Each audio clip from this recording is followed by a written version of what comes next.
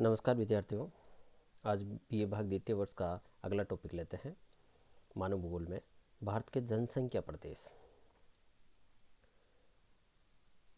भारत के जनसंख्या प्रदेशों को अलग अलग भागों में विभाजित किया गया है। आपके सिलेबस में जनसंख्या प्रदेशों की एक पूरा टॉपिक दे रखा है।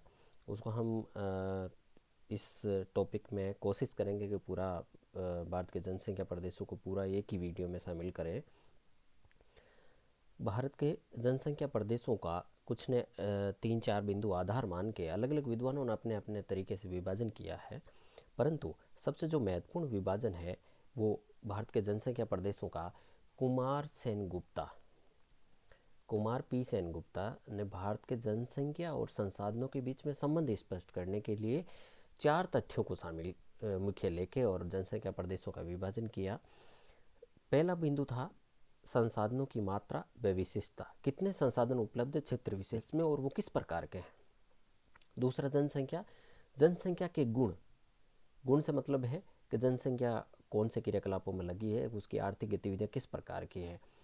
उसके बाद जनसंख्या का सामाजिक और तकनीकी स्तर, जनसंख्या का सामाजिक लेवल किस प्रकार का है, शहरी है, ग्रामीण है, उसमें कितने लोग शिक्षित है, कितने कुशल है, कितने अकुशल श्रमिक है। उसके आधार पर इन 4 बिंदुओं को लेके भारत को कुल 19 जनसंख्या प्रदेशों में विभाजित किया गया और इन 19 जनसंख्या प्रदेशों को जनसंख्या और संसाधनों को के विश्लेषण के आधार पर 3 बड़े वर्गों में विभाजित किया। पहला था गत्यात्मक प्रदेश, डायनेमिक रीजन। इसके अंतर्गत वे क्षेत्र शामिल है जहां उद्योग पूर्ण रूप से विकसित हो गए हैं और तकनीकी और वैज्ञानिक अन्वेषण के कारण यहाँ पर निरंतर ग्रामीण जनसंख्या आकर्षित तो हो रही है और इस प्रदेश की जनसंख्या भी निरंतर बढ़ रही है, अर्थात इसका लगातार ये जो प्रदेश है गति कर रहे हैं। इनमें 5 प्रदेशों को शामिल किया गया है। पश्चिम बंगाल डेल्टाई क्षेत्र, गुजरात और महाराष्ट्र का लावा क्षेत्र, तमिलनाडु पठार, पंजाब एवं गंगा यमुना दोआब क्षेत्र और दक्षिणी कर्नाटक पठार। ये ऐसे क्षेत्र है जहाँ पर अभी तक उद्योगों ने काफ़ी अच्छा सा विकसित कर लिया गया है और तकनीकी रूप से काफ़ी विकसित है और ग्रामीण जनसंख्या इन उद्योगों की तरफ लगातार कहने का मतलब है प्राथमिक व्यवसायों से द्वितीयक तृतीयक चतुर्थक व्यवसायों की ओर जनसंख्या का रुझान बढ़ा है। दूसरा है उन्नतिशील प्रदेश, प्रस्पेक्टिव रीजन। इसमें वह क्षेत्र शामिल है जहाँ पर संसाधन तो समुचित मात्रा में उपलब्ध है, परंतु कोई सामाजिक या आर्थिक व क्षेत्र विशेष के ऐसे कुछ कारण हैं जिनके कारण इनका संसाधनों का उपयोग नहीं किया जा सकता और इनके भविष्य में इनके उपयोग करके इन संसाधनों को और इस क्षेत्र को विकसित करने की संभावना है। इसलिए इसको कहा है विकासोन्मुख, भी इनका नाम दिया गया कि विकासोन्मुख प्रदेश, मतलब विकास की यहाँ पर संभावना है, संसाधन उपलब्ध है, कोई किन्हीं आर्थिक सामाजिक कारणों से इनका विकास नहीं हो पाया, भविष्य में संभावना है। तो ऐसे 5 प्रदेश हैं, 19 में से 5 गत्यात्मक है, 5 उन्नतशील है और 9 है समस्यात्मक प्रदेश। तीसरे प्रदेश आते हैं समस्यात्मक प्रदेश, जो विकास विमुख प्रदेश है, दूसरे शब्दों में कह सकते हैं। ये ऐसे क्षेत्र हैं जहाँ पर निकट भविष्य में कोई भी परिवर्तन होने की संभावना नहीं है। इनमें से कुछ ऐसे क्षेत्र हैं जहाँ पर जनाधिक है, मतलब जनसंख्या बहुत ज़्यादा है, और कुछ ऐसे क्षेत्र हैं जहाँ पर संसाधन बहुत सीमित मात्रा में उपलब्ध हैं। दोनों चीज़ें, जनसंख्या कुछ ऐसे क्षेत्र है जहाँ पर जनसंख्या भी ज़्यादा है और कुछ ऐसे क्षेत्र है जहाँ पर संसाधन भी बहुत सीमित मात्रा में है। तो ऐसे प्रदेशों को समस्यात्मक प्रदेश कहा गया। ये 9 प्रदेश है, इसमें ये पूरी एक लिस्ट दे रखी है 9 प्रदेशों की। एक पी सेन गुप्ता ने एक मैप दे रखा है जिसमें गत्यात्मक, उन्नतशील और समस्यात्मक प्रदेशों को अलग अलग रूप में दर्शा रखा है। तो इसलिए इसको मैप को आप ध्यान से देखें। एक बार मैं इसको जूम करके अच्छे से बता देता हूँ। ये मैप है, इस मैप को आप ध्यान से पढ़ना है और 19 जो प्रदेश हैं उन 19 प्रदेशों को कहाँ कहाँ पर किस तरह से दर्शाया गया है उनको विशेषतः ध्यान रखना है और मैप एग्जाम में ज़रूर बनाना है।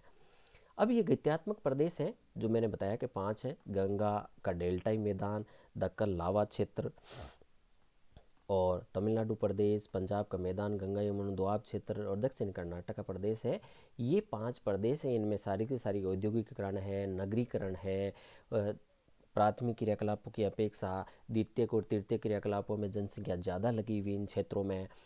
यहाँ पर ग्रामीण जनसंख्या की अपेक्षा नगरीय जनसंख्या इन क्षेत्रों में कुछ ज़्यादा पाई जाती है, या उनका रुझान नगरीय क्षेत्रों की तरफ ज़्यादा है।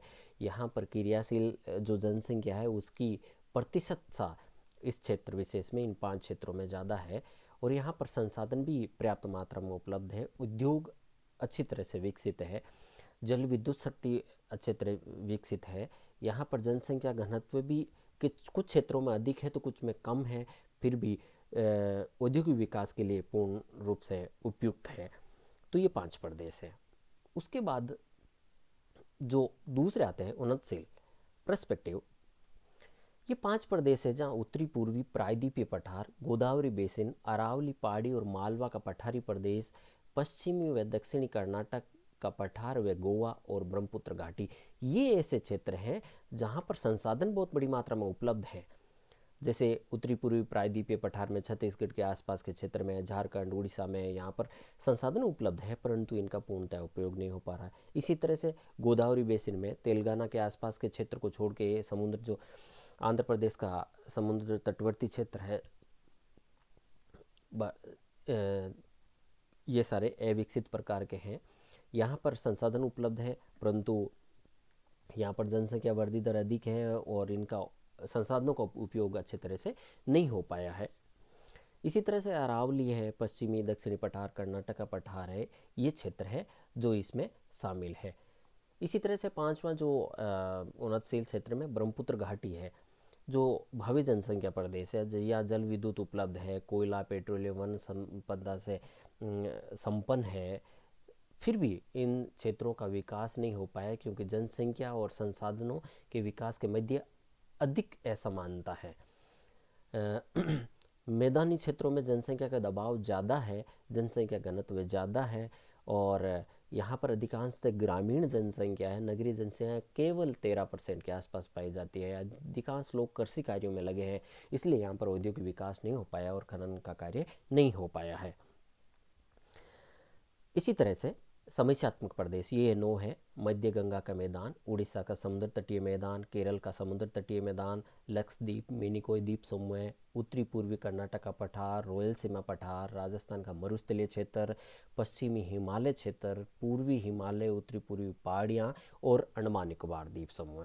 कहने का मतलब है सीधा सा मरुस्थलीय क्षेत्र, राजस्थान, ऐसे क्षेत्र जहाँ पर आर्थिक संतुलन अधिकांशतः पाया जाता है, जहाँ पर या तो जनसंख्या घनत्व कम पाया जाता है या जनसंख्या घनत्व बहुत ज़्यादा पाया जाता है।